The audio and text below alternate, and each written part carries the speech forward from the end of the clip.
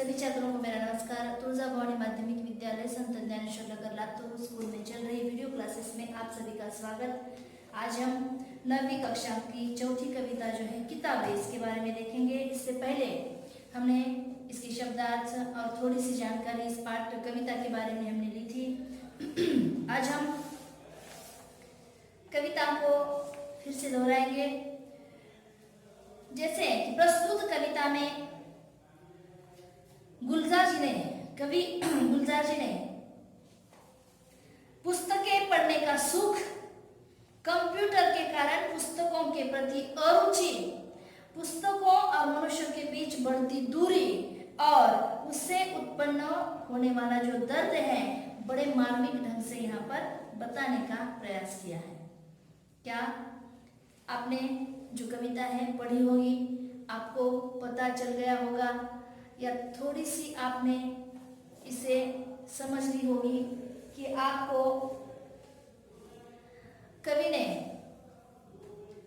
कहने का प्रयास किया है कि किस प्रकार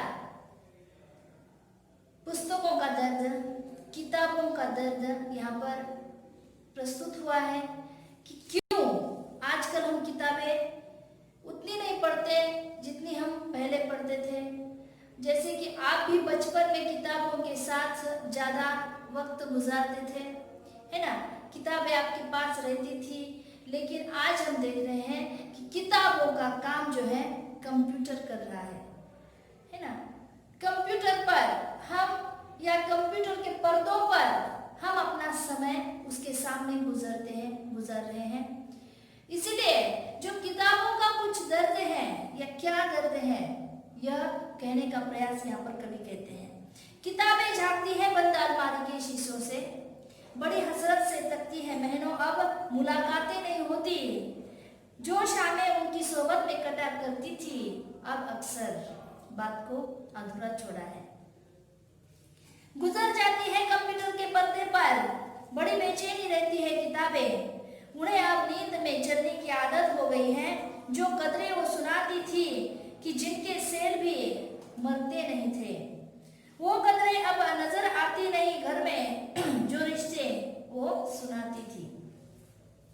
वह सारे उधरे उधरे से है, कोई सफा पलटता तो एक सिसक से या सिक्सी निकलती है। कई लफ्जों के मानी गिर पड़े हैं, बिना पत्तों के सूखे ढूंढ लगते हैं। वो अब सब अल्फाज जिन पर अब कोई मानी नहीं उगती।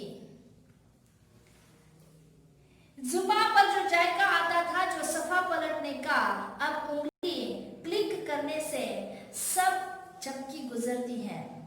बहुत कुछ तह बतह खुलता चला जाता है पर्दे पर, किताबों से जो जाती रास्ता था कट गया है।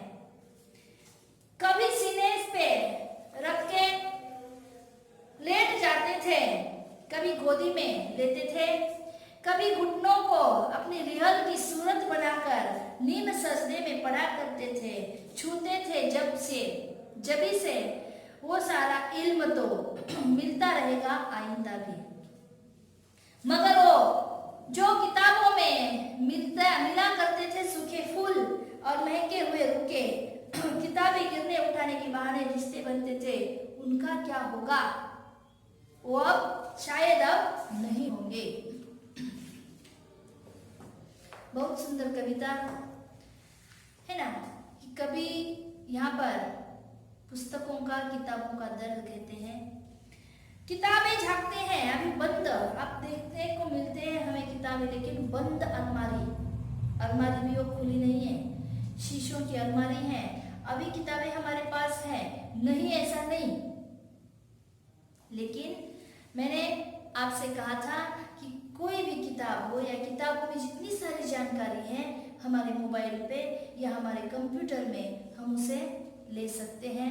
आसानी से कंप्यूटर के सामने सिर्फ बटन क्लिक करते हुए हम इन जानकारियों को पढ़ सकते हैं, है ना।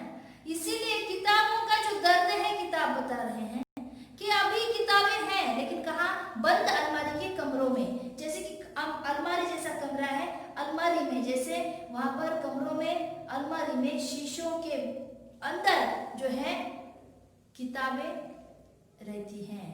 और बंद अलमारी के कमरों में जैसे कि शीशों से देख रहे हैं, झांक कर देख रहे हैं कि हमें कोई उठाने आएगा या नहीं। बड़े हसरत से तकती हैं, महीनों अब मुलाकातें नहीं होती, महीनों महीनों तक हमें कोई उठा नहीं लेता, हमें किससे मुलाकात नहीं होती, हमें कोई पढ़ने के लिए हाथ में नहीं ले रहा है।